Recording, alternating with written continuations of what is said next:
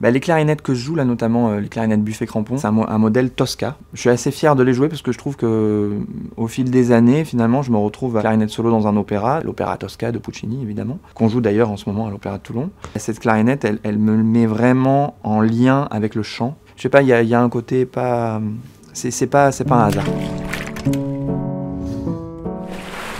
Je m'appelle Franck Russo, je suis clarinettiste, je suis soliste à l'orchestre de l'Opéra de Toulon, et pas que, puisque je fais pas mal de projets de musique de chambre, un peu en solo. J'essaie d'avoir un peu plusieurs cordes à mon arc dans plusieurs musiques, mais pas que le classique, quoi, le jazz, la folk, le klezmer, etc.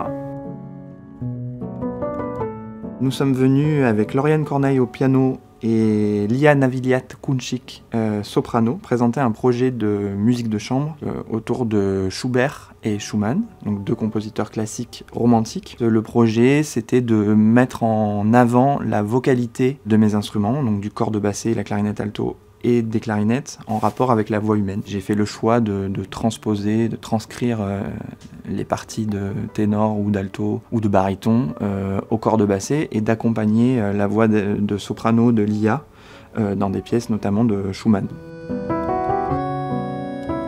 Nous avons exploré donc la vocalité, mais aussi tous les sentiments qu'ont voulu dire et exprimer les compositeurs, donc Schubert et Schumann. Sentiments amoureux, de nostalgie, de tendresse, de tristesse. La nature qui est explorée aussi, qui est exprimée dans certaines pièces. On s'est rendu compte, en explorant justement la littérature des textes, le moment de la nuit était énormément exprimé dans toutes les pièces. Donc on a trouvé ce fil conducteur et on s'est dit, voilà, on va l'appeler À la nuit. Je parlerai vraiment peut-être de l'imaginaire à travers tous ces sentiments, d'essayer d'emmener le public vers, ouais, je dirais un rêve, la dimension du rêve. Voici le corps de basset. La clarinette alto, l'instrument fétiche de Mozart évidemment, parce qu'il adorait ça, il a écrit même des trios de corps de basset. Corps, parce que le pavillon est incurvé comme l'instrument du corps, le corps de chasse, le corps d'orchestre, le corps d'harmonie. Et deux bassets, parce que petite basse, en fait c'est l'intermédiaire entre la clarinette soprano et la clarinette basse. Elle se situe au milieu, au niveau de la tessiture. La tessiture, c'est l'aigu, le grave, toute la possibilité d'expression de l'instrument. Et voici donc la clarinette soprano, clarinette en si bémol, au niveau de la voix humaine, donc de la voix de soprano. Et le corps de basset, lui, va être au niveau du ténor ou de l'alto. Le corps de basset.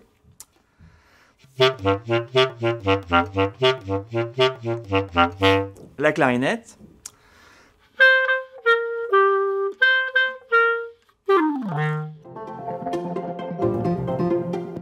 Ah oui, c'est sûr. Enfin, en tout cas, moi, elle me sauve. Tous les jours. Énormément. Bon, après, il faut bien dormir. Quand on a des enfants jeunes, parfois, je sais pas.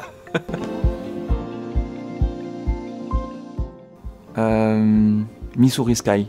Charlie Haddon à la basse et Pat Metheny à la guitare.